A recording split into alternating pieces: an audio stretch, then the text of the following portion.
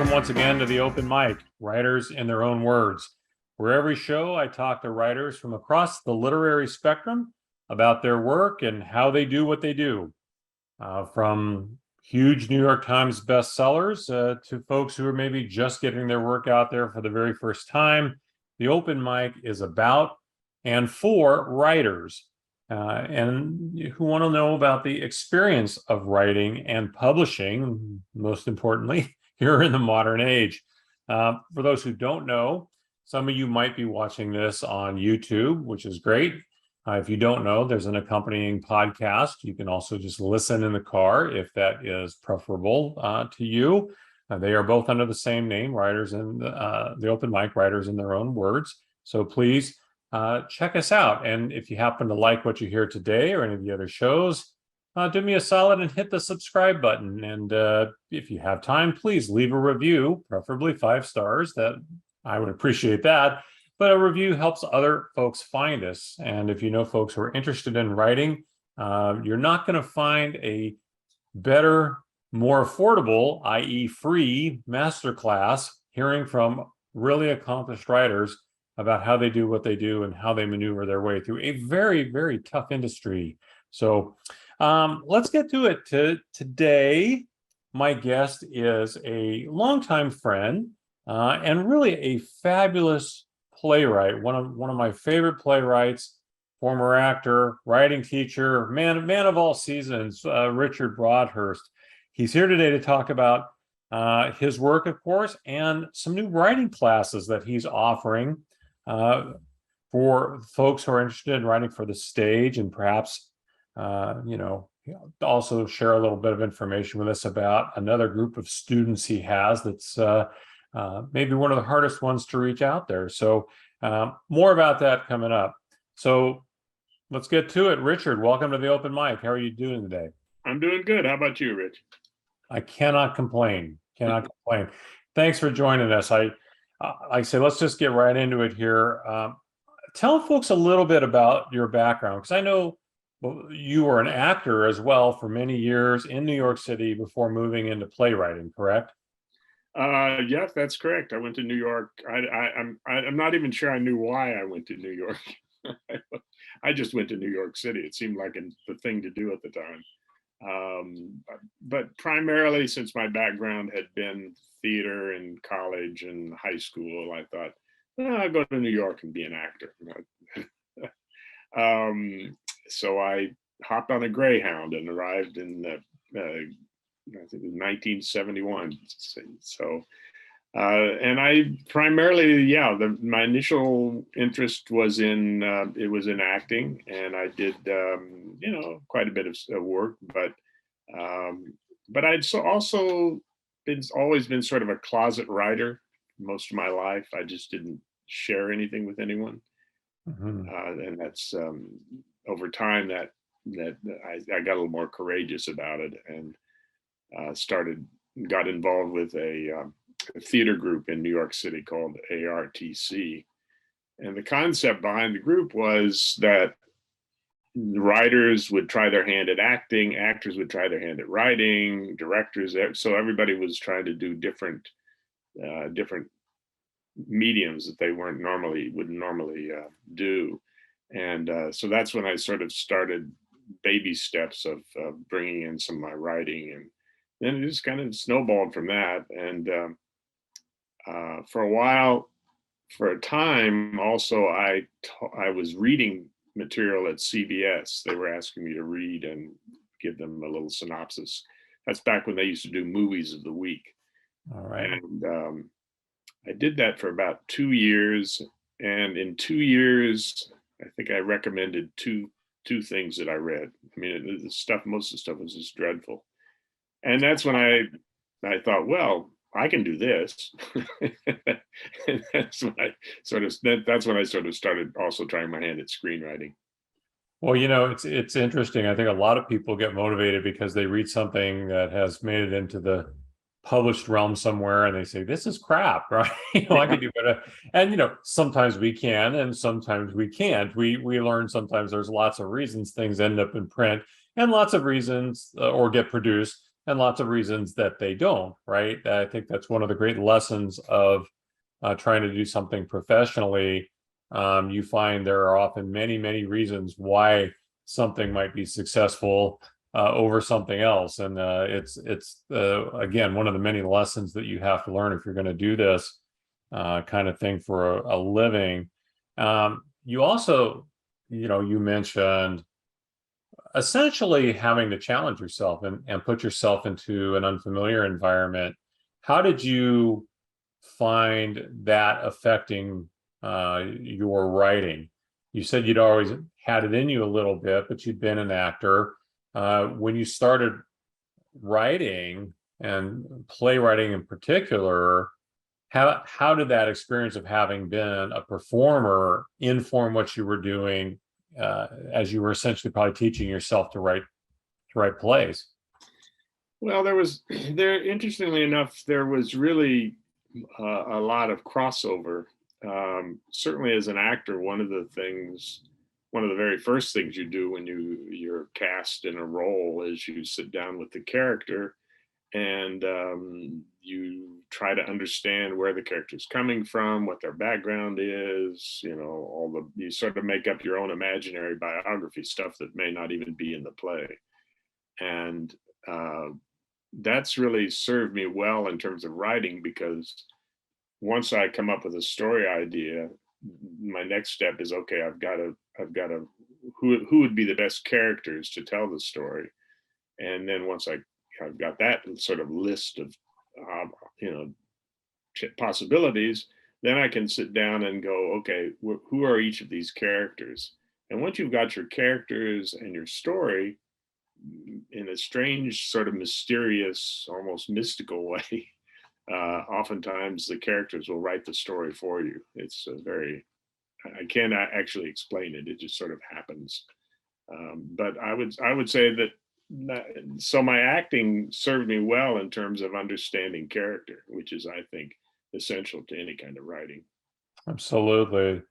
Well, I became familiar with your work firsthand through a play that I saw of yours, a two-person play many years ago at the Sacramento Theater Company. I think I can see the poster for it on the wall behind me. Oh, yeah. Benched, which was a great play. Really, really enjoyed that play. But you've had work produced all over the country and even in spots outside of America, correct? Yeah, I have. I've had stuff. Actually, I had a few years back, I was commissioned to write a piece for a group of high school students who had been invited to the Edinburgh Inge Festival in Edinburgh, Scotland. So I wrote a piece for them, and it did very well. They did it over there. Unfortunately, I didn't get to see it, but so I can honestly say that I've had things produced all over the country. And then I've had plays done in New York and Minneapolis, Los Angeles, and of course Sacramento. So yeah, I don't even have my resume. I don't have my resume in front of me, but I've had a pretty good number of plays done around the country. It must be so gratifying, because writing is such a personal thing, and it's such I think a lot of folks maybe could relate to this. Is you feel like you are really walking out on this high wire, and there's no net, right? Because it is very personal, and it's very scary to put yourself into that situation and to be evaluated and judged and that kind of a thing. So it must be an incredibly gratifying feeling to get something out there, especially when it's strangers. You're just going to submit something to a playhouse or something somewhere, and they say, "Hey, we like this. We want to produce this. We want to bring it to life." Yeah, it's gratifying and frightening at the same time. I'm always surprised, and I never really know. But to some extent, I don't really know what I've got until I get to hear it coming out of the mouths of actors, because that changes everything, really. A lot of plays do not read well. In other words, if you read them on the page, they seem flat and like, well, who would want to produce this? And actually, one of my best example of that is William Inge. If you read William Inge plays on the page, they seem kind of drab and dull, and the language is kind of flat, partly because it's a Midwestern speech, which has kind of a flatness to it. And I grew up about 60 miles from where William Inge grew up, so I understand that. But if you read his plays, they don't read that interestingly on the page, but when you hear them out loud, suddenly they come alive. Thinking of that, how many times have you put together something that you really like, and then maybe you give it a table read or two even, and you go, okay, this isn't going to work? Has that ever happened to you? All the time. All the time. I probably have as many things in a stack of things that just aren't working. I never throw anything out, because occasionally something will strike me and I'll go, oh, wait a second. I think I have an idea. Let me go back and take a look at that. And so that's partly why I don't throw anything away. But I've certainly written some pretty terrible stuff.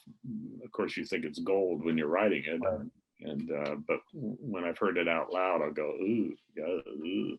I don't think I think that's a really important lesson for people who want to write words, especially if you want to make money out of it. If you want to sell it to somebody, or just whatever your intent is, you really do have to be able to kill your darlings.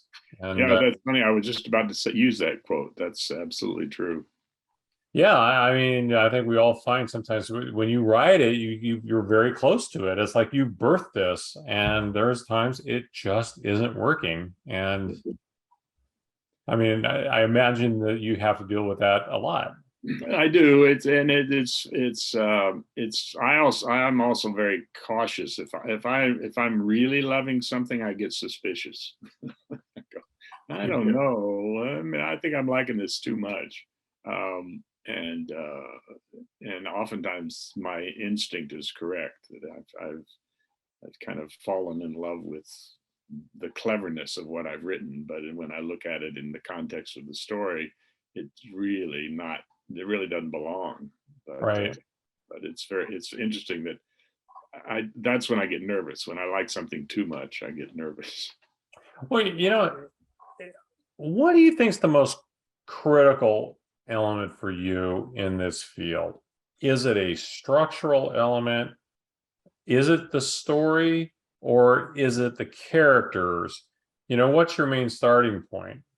Well, it's funny. I would say, well, obviously you need to have a story to begin with. Although stories are not that difficult to find.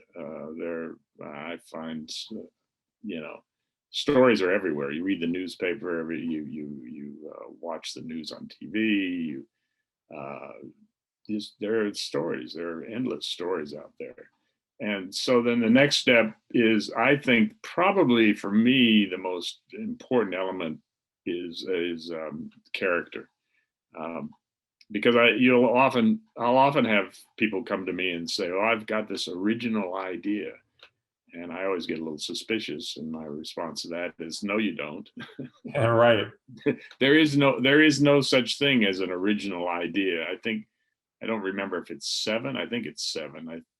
Basically, there are 7. Don't ask me to list them because I can't off the top of my head. But there are basically 7 sort of story, structures, and beyond that, there's nothing's original. So when if you want to write something original, the only way to make it original is through the characters. So the characters who tell the story can make it feel original, but the actual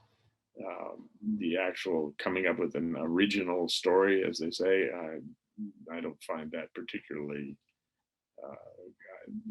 I don't think that's possible. I'm not I don't worry a great deal about structure, although it's certainly something you have to keep in mind. But uh, for me, it's the story and also the characters. Those are the two most important elements as far as I'm concerned. Yeah.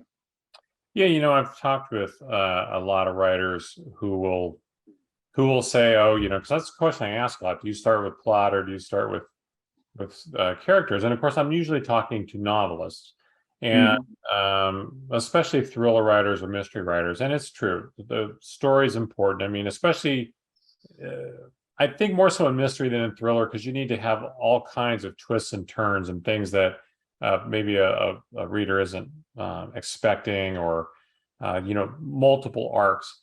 But I think everyone seems to agree, regardless of where they start, that a reader will stick with a substandard plot if they really like the characters. Yep. But you could have, you know, the best plot ever, but if they don't relate or like the characters, they'll probably not finish.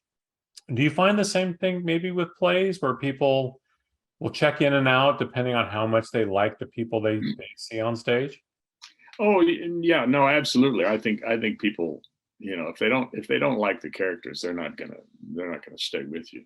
So and even I say like, I mean even the quote bad guys. You have to make all of your characters interesting and three dimensional. If they're just kind of all, if the bad guy is like twirling his mustache, that's not particularly interesting. So you want characters that are more complex and the bad guys have got to have a little good in them. The good guys have to have a little bad in them. You want to throw people off a little bit. I think that, at least for me, that's important. Well, that's more realistic, certainly, because I mean, I think we can all think of some genuinely bad people in this world, and I will not name any names, but I think we can think of those people, and there's very few all good people in the world. I'm not sure there's anybody that's all good, Right. but most people are a mix of good and bad. So that if you want characters that look like the audience can relate to, I imagine that's certainly your better bet. Thinking about movies, today's moviegoers are certainly enthralled, it seems, predominantly with superhero movies and big special effects extravaganzas and Fast and Furious 25, we just raced to the moon, or whatever, these Right. silly things that are all special effects laden. Um, is there still room out there for plain, good old fashioned, well told, well acted human stories on stage? Uh, I think there. Oh, absolutely. I do. I think there's room for those things. I think most movie studios have what they call their prestige within the studio, and so they'll oftentimes look for things that are a little more human, and more interesting, uh, primarily because they probably won't make the kind of money they're going to make from the blockbusters, but what will happen is they get the notoriety, the critical attention, which is important to them. So, they can say, "Oh, we were nominated. This movie got nominated for 10 Academy Awards," and then they use that as their sort of calling card. But they don't. I'm actually just. I can't. I don't think I can watch another superhero Marvel. They just drive me nuts. I mean, I'm like everybody else. As if give me a bag of popcorn, and if I want a sort of a mind numbing experience, I'll go and sort of enjoy myself. But um, it doesn't. I'm not particularly moved one way or the other by those. But you know, and there are a lot of indies now. Independent filmmaking is becoming a little bigger, but the bottom line with all of these is you still have to have distribution. Um, it's what I'm sort of shocked by is the amount of bad material that gets produced. It's just amazing. The I have no idea why. I mean, I have sort of an idea how it happens, but it's very frustrating when you see so much bad material out there. Yeah, I think I agree with you. Uh, a lot of writers are intrigued by the idea of writing a screenplay or a stage play, uh, thinking about a novel manuscript they've already done. I've talked with many writers who say, "Well, I'm going to see how it does. If it doesn't go as a novel, I'm gonna change it into a screenplay." And I always think, okay, well, good luck with that. But I do think there's a lot of value for writers who are writing a novel to think visually how their characters look, how their characters sound, how their characters move, all of those things that are very evident, of course, when you write a stage play. Um, what advice do you have for someone who is maybe thinking about getting into playwriting, whether it's an original work or maybe taking something that they've already written and adapting it for the stage, knowing the differences between these things? What would you tell somebody? Well, stage, it's interesting because people will say, well, how do I know if my idea is best suited for the stage or is it best suited for the film? How do I make that decision? The easiest answer I always have to people is, well, do your characters want to talk a lot? And if they want to talk a lot, chances are you want to write a play because plays are much more verbal. Uh, but if you have something that there's a lot of visual stuff that you want to show, then you probably want to try to write a screenplay, or you might want to consider that. There are some limitations more in terms of writing a play. You have to sort of be practical, and which means if you've got 20 characters, good luck finding a producer. I don't think, I think the most characters I have in any one play of mine is 6, but and I would say that predominantly I try to keep it to anywhere from 3 to 5 characters. It's just and in terms of well, do I need these characters to move around a lot, or can I create a world or in one particular space? I have a play of mine that's been optioned both as a play and as a screenplay, and when they asked me to adapt it for the screen, I said, well, I can do that, but part of the value of the play as it's written is it needs to have a claustrophobic feel to it. And if I put it on film, a lot of times they want to open it up and then it will lose some of that claustrophobia. So they agreed to let me to try to, they're not filming the play. There are a few exterior shots, but it still stays within the one location most of the time, just to hang on to that claustrophobia. So you just kind of have to, you do have to think in terms of business to some extent, so that if you want to, like I said, if you want to write a screenplay, you can have 40 characters. But if you're going to write a play, you better figure out a way to do it with minimal number of characters and sort of as simple as settings as possible.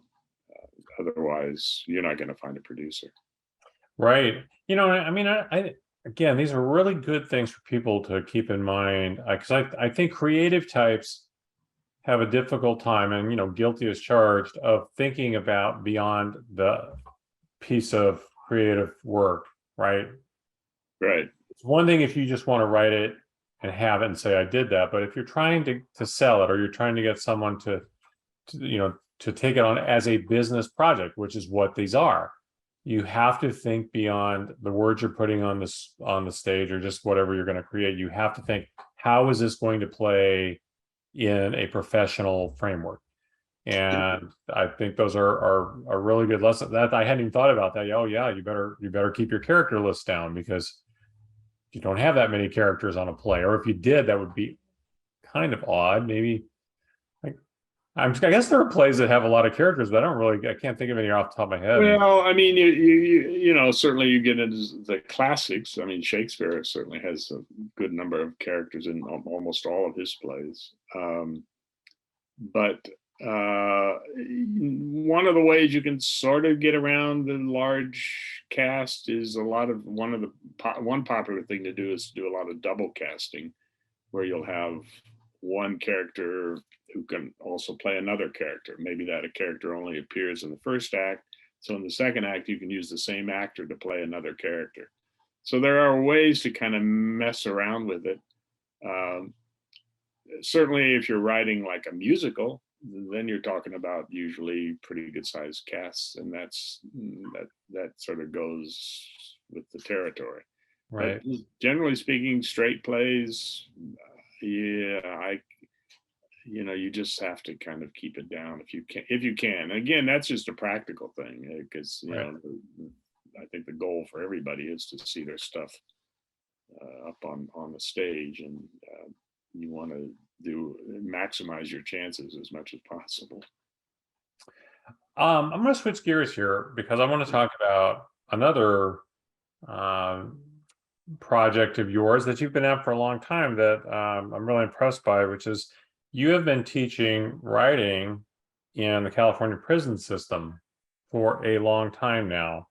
How did you get into this, and what kind of instruction do you do? What happened was years ago, it's been over 20 years now. I don't know if you remember Myrtle Steffens or not. She's a wonderful actor here in Sacramento who was affiliated with the Celebration Arts Theater. And she and I had become friends, and she was going down to teach an acting class at the California Youth Authority, and she invited me. She said, "You want to come along?" And I thought, "Oh, that sounds interesting." So I went with her to the Youth Authority, and and I really enjoyed it. I thought it was fascinating. And about 2 weeks later, she called and said, "Listen, I can't do it anymore. Would you be interested in taking over?" And I said, "Yeah, sure, I'll give it a try." So initially I started out teaching acting at the California Youth Authority. But while I was there, I realized that there was really no material that these guys could relate to. So I encouraged them. I said, "Well, you know what? Let's write something. We'll write something that you guys, I'll help you create it, and we'll write a piece." And they did, and it was really it went quite well. We did a reading of it at the theater at the prison, and then I guess the word just got out. I got a call from one of the artistic facilitator at I think it was at Old Folsom, and he called me and said, "Listen, would you be interested in teaching some writing classes at here at Folsom?" And I was a little skeptical at first, and going into a prison is always a little nerve-wracking at first. So I started going to Folsom, and then over time it just kind of snowballed. And at one time I was teaching at Folsom and Mule Creek, and then for a while, there's Napa even has the mental part of it. There's actually I don't know if you call it a prison, but people who are waiting to become mentally stable enough to stand trial are oftentimes sent to Napa. So I was teaching at Napa, and then also right now I'm teaching at Solano, which is in Vacaville, and then for a short time I also taught at Solano, the medical facility. The prison, it's a medical facility. In fact, the only funny thing about the one in the medical facility was because I was dealing with guys who were mentally challenged, and they came to me one time, and Charlie Manson was transferring to.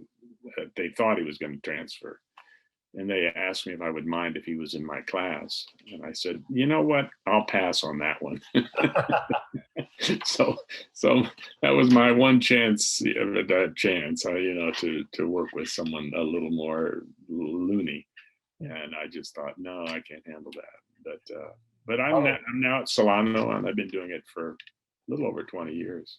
well, Charles Manson aside, how are these prisoners generally as students? I mean, do they tend to be motivated? Or are they just killing time? What's your take on how they've been as students? They sort of run the gamut, but I would say that most of them take it pretty seriously. They it's one of the few times during their time in prison where they can go somewhere and not feel like they're in prison. And so some of them, I've had some wonderful writing come out of these classes. Uh, and we've done a couple of, we're actually, I'm teaching 2 classes now, and both classes are working on sort of a group play. And a previous class I had wrote a group play, and we had an invited audience, and Danny Glover came out, and he was great. He spent a lot of time with them and listened to the play, and it was really super. So it's very gratifying, and many of them have had stuff published. Wait, do you teach? Is it playwriting or is it writing? It's a little of everything. It's creative writing, but I try to, I would say, sort of an emphasis on the playwriting, because that's what I primarily do. But they do other writing. They've written some. I help them with as much as I can with their poetry. One of my students a couple years ago, he was actually nominated to be the California Poet Laureate. And he's a terrific writer. He's still in my class. But I think the thing I'm most proud of about these guys is over in the 20 years since I've been doing this, and I don't know that it's related to the classes.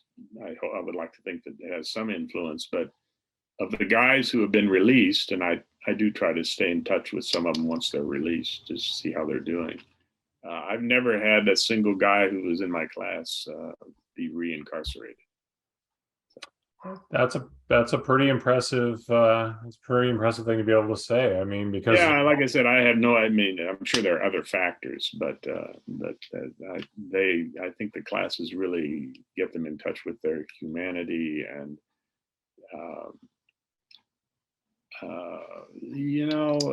I understand people are like, lock them up, throw away the key, but people forget a lot of times is that most of these guys are going to get out eventually. right. You want to give them some kind of tools or some reason to keep going. Well, I mean, I think one of the things we know, and this, so I know, but my daughter worked in mental health services in the prison system down in San Mateo County for a long time, and recidivism rates are staggering. So anything that helps somebody get in touch, as you say, with their humanity, or just be able to express themselves in a way that is positive as opposed to negative or self-destructive, that's a really good thing. So I've always been impressed with folks like yourself that do this, and it's a really, I think, a great value to society. In that regard, you're now offering individual writing courses to people who are not in prison. You don't have to go to jail to take one of Richard's writing courses. So tell me a bit about what it is you're offering, and what someone says, hey, Richard, I have these ideas. I want to take some coursework from you. What would they expect to get from you? Well, I'm really trying to, I have a couple of ways I'm trying to approach it. If I can get enough people to generate a class, I'd like to do a class, probably like maybe 8 weeks of a class. But I'm also, I've done a lot of private consulting, and particularly with people who have a screenplay they want to develop. So, and I like doing that as well. In fact, to some extent, I think doing a one-on-one with people can be even more helpful. But I like doing a class, so I'd like to do uh, probably a playwriting class. And as far as the screenwriting, I think I would limit that to the consulting and helping people if they have a script they want to develop, or if they're, whatever stage they're at. It's a little harder to teach a screenwriting class than it is a playwriting class. So that's why the screenwriting, I think I'd like it to be more private. So if somebody's got a script they want to develop, they need help with it, they need feedback, they need to know the viability of it, then I find it more helpful to work with people one-on-one. Usually I'll read their script, give them like a 7-8 page synopsis or suggestions, changes, have them rewrite it based on what I've given them, and then I'll read it again. So that's basically how I do the screenwriting. And then with the playwriting class, that would be more of an ongoing kind of a class where people could, I give them various number of exercises. One of my favorite exercises is I'll sometimes come in with a series of opening scenes, just random opening scenes that I've created. And then I'll say, okay, you write the next scene. And sometimes people can build something beyond that, or just it gets them started. I find that kind of very stimulating for most people. It's really similar to what a lot of novel writers do. They call it the what if. So let's start out, what if situation, and then what if, and then what if, and then they let the student pick up from there. So that sounds great. I mean, I will say to anyone who might be interested in this, Richard's contact information. If you're watching this on YouTube, it's actually going to be on the screen in front of you as we're talking. So just, take a look at your screen. If you're listening on the podcast, it'll be in the show notes. So you won't have any problem being able to get in touch with Richard to connect on some classes. I highly recommend it. As I say, Richard's a great playwright. Can't recommend his work highly enough, and he's a great guy too. So I think it would be a real positive experience for anyone who's looking to become a better writer, better screenwriter, better playwright. I think Richard's your guy. Before I let you go here, I always like to end on what I hope is a fun question. I mean for it to be a fun question. What I do is we're going to play a little bit of let's pretend here, and what it is I offer you a choice of one of the following three people. Let's just say I had the magical power to put you together with any one of the following three people for dinner, conversation, drinks, whatever you like. Who would you choose and why? And I swear to God, I chose this first one before we started talking. So the first three that I will offer you, of those three, the first two are playwrights. The first one being William Inge. The second one being Sophie Treadwell, great playwright. And then the last one, since I know you're from Kansas, maybe Kansas, the most well-known Kansan of all time, Dwight D. Eisenhower. I can put you together with any one of those three people. Which one would you choose and why? Oh, that's really interesting. I don't know. Put in a little plug for a fellow writer. I don't know. Do you know Richard Hellison? You probably do. Local Sacramento writer. Yeah. Sorry, I don't know that name. Yes. Richard has a play he's working on right now that's going to open up in Los Angeles, and it's about Dwight Eisenhower, which is fascinating. I'm looking forward to seeing it. Of those three, well, I suppose, Inge has always fascinated me, and I would love to, I was a guest playwright at the William Inge Theater Festival, like probably, it's been a long time ago, probably about 20 years ago. And part of the residency involved actually living in Inge's childhood home, which they have preserved. And it was a very I'm not a particularly mystical person, but I have to say, while I was living there, there was he wrote a play called Dark at the Top of the Stairs. And if you go into his house, I swear there's a dark spot at the top of the stairs in the house. And it was a little kind of creepy. It felt almost like he was there. So it would be fascinating to, his life was, I guess I'd love to talk to him, because I feel, he was sort of tormented. He committed suicide when he was 61. So who knows how many more plays he could have written. That'd be one of the questions I'd ask him, if, like, well, what would you write today, or what more would you have written? Right.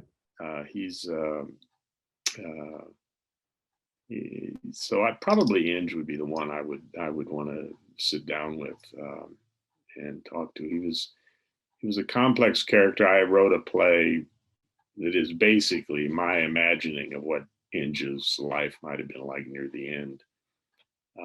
It was actually done at, I don't know if you saw the play or not. It was done over at California Stage. I don't think I did. Yeah, it was quite, I was very happy with it. And I thought it was, there's been some people who are interested in it again. And somebody asked me that once, because I don't use Inge's name. I use a made up name for the main character. And somebody said, well, why don't you just use Inge's name? And I think probably the reason I didn't do that is I didn't want to get into all sorts of issues with his family and the estate and all of that. So, but it is really my imagining of what his life might have been like near the end. So to sit down and actually talk to him about, because he essentially he committed suicide not long after he won an Academy Award for Splendor in the Grass. Wow. But he was pretty tormented. He was a very shy man. He was also gay, which was at the time, his generation, that was like, he covered it up, tried to cover it up completely. Yeah. And yeah, I think that was the case for a lot of folks. I mean, Tennessee Williams and a lot of folks. I mean, I think a lot of great art has come out of the frustration and the isolation and the torment that a lot of folks have had to endure. Yeah, he and Tennessee Williams actually had a brief relationship. They were involved with one another. In fact, Tennessee Williams was the reason Inge became a playwright. He had gone to see, he was a theater critic in St. Louis, and he went and saw The Glass Menagerie, and then he met Tennessee Williams, and Tennessee Williams encouraged him to try his hand at writing. And he had, I don't know any playwrights had he had 4 plays in a row on Broadway. And I think every one of them was nominated for a Tony. I think Picnic won the Pulitzer Prize. Right. And then Splendor in the Grass won an Academy Award. So, he, and they're now discovering some more of his plays. The estate has found some more. So I'd love to sit down and talk to him. We certainly, our shared experience of growing up in Kansas. Sure. Well, I wish I had that power, but what I do have the power to do now is to say, well, I hope all of you out there, again, Richard's contact information has been on the screen if you're watching us, and if you are listening, it'll be in the show notes.